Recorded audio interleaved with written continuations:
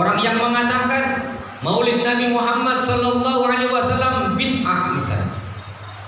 Kalau kita mau jujur, bid'ah itu ada orang mengatakan bid'ah itu yang tidak dikerjakan oleh Rasulullah sallallahu alaihi wasallam.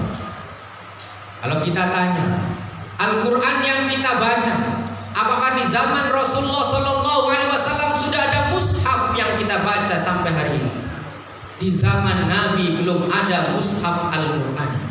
Mushaf Al-Quran dikumpulkan menjadi mushaf Utsmani pada zaman sahabat Utsman bin Affan. Dan ketika itu Al-Quran belum ada titik, belum ada harokat. Kapankah ada titik dan harokatnya Al-Quran itu? Ketika di zaman sahabat Ali bin Abi Thalib. Kalaulah yang tidak dikerjakan di zaman Rasul itu bid'ah dan setiap bid'ah dhalalah, maka kita membaca Al-Quran di mushaf yang kita pegang itu adalah bid'ah. Kalau dikatakan mushaf Al-Quran tadi bid'ah, apalagi kita membaca Al-Quran dari HP kita masing-masing, itu bid'ah atau bukan? Maka ulama Syafi'iyah membagi bid'ah menjadi dua. Ada bid'ah yang hasanah dan ada bid'ah yang dhalalah.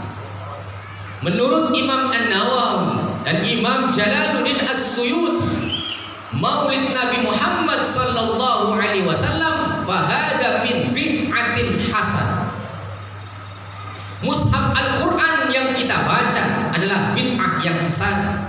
Ketika kita membaca Al-Quran lewat HP itu bid'ah, tetapi itu bid'ah yang hasanah. Kalau kita mau jujur, kalau semuanya dikatakan bid'ah, kita berceramah, kemudian divideokan, seperti sekarang ceramahnya divideokan, ini bid'ah, di-share di YouTube, itu bid'ah juga. Tapi bid'ah ada yang hasanah dan bid'ah ada yang dhalal.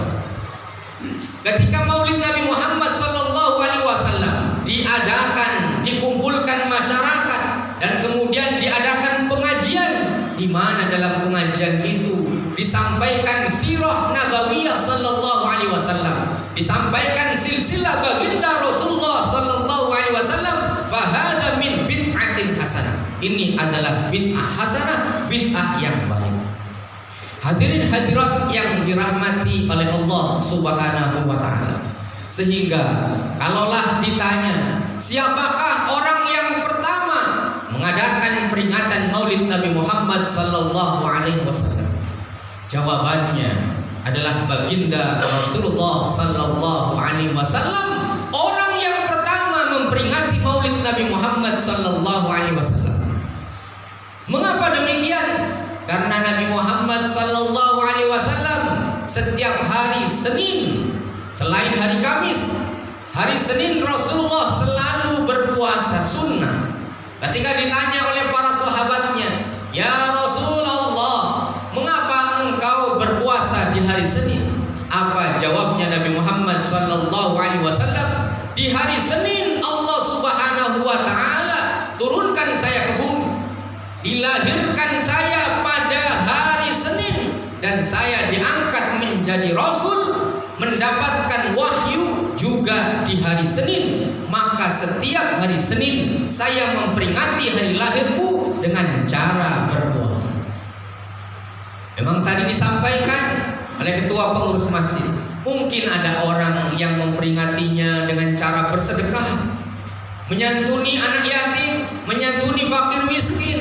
Ada juga yang barangkali bersolawat setiap harinya tanpa dilihat oleh orang lain. Ada yang setiap malam bersolawat 1000 kali, 2000 kali, bahkan tidak pernah lepas dari bacaan solawat karena memperingati Maulid Nabi Muhammad sallallahu alaihi wasallam. Bahagia karena Nabi Muhammad diutus oleh Allah Subhanahu wa taala turun ke dunia ini.